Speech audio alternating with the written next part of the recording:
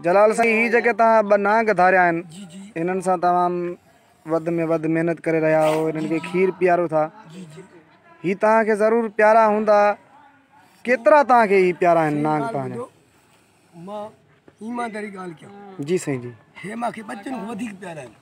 अच्छा हिननि खे मुंहिंजो हाणे जो शौक़ु न आहे, हिननि खे सां गॾु पुराणो शौक़ु आहे। अच्छा साईं। ऐं हिननि जो जेको मूंखे ॾंग हणनि कोई बि शइ करणु मां वटि पंहिंजो शइ आहे। जी साईं। सम्झे, न डॉक्टर ॾे वञा अच्छा न कंहिं वटि वञा ज़हर कढण जे लाइ। अच्छा साईं। बहरहाल सुवाल इहो आहे त कोई बि इंसानु हिननि सां जेको तंग हिननि खे कंदो, ख़ुदा जो कसम आहे त मूंखे बंदि कयो। हाँ साईं, हाणे हेॾे क़दुरु तव्हां सां मोहबत करनि था ऐं तव्हांजे चवण में असां बि हिननि सां सेल्फियूं करे रहियूं था, असां सां बि जेको आहे सो नथा विढ़नि। न विढ़ंदा साईं, न विढ़ंदा, छोकी ही मुरादवंद आहिनि। साईं इंसानु बादशाह पीर दसी करे कोई बि माण्हू नथो बि मने, जी उन में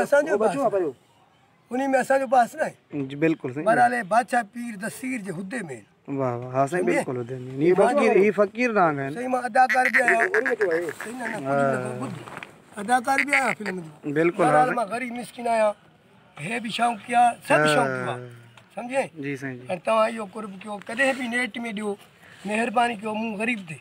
जी साईं जी साईं।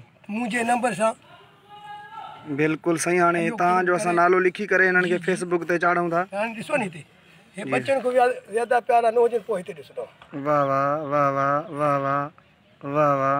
ॾिसो साईं, हे नांग जंहिं रबड़ को चए त उनखे लानत आहे क़यामत ताईं, रबड़ आहे।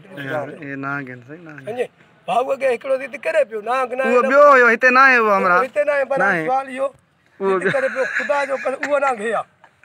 उहो ई आहे, मां चयोमांसि उहो नांग इहो आहे जंहिंजे नाले रबड़। फिल्म भरे आयो मूं सिंधी करीम बचपन, थकल हुयो, बीमार हुयो, थकल हुयो। जोगी आहे मां, हक़ीक़त उन्ही करे थकल हो, उन जे बास में असां नथा पुॼी सघूं। कोई बास कंदो बेशक करे, असां न कंदा, हाणे पोयों थो चढ़े साईं, चढ़े थो। सम्झे, प्यार आहे साईं, इहो प्यार आहे। ॾिसो वरी पुठी खां निकिरी चढ़े थो, इहो प्यार आहे हुननि जो जेके पंहिंजे मालिक सां रांदि खेॾनि था। इहो हुननि जो प्यार आहे।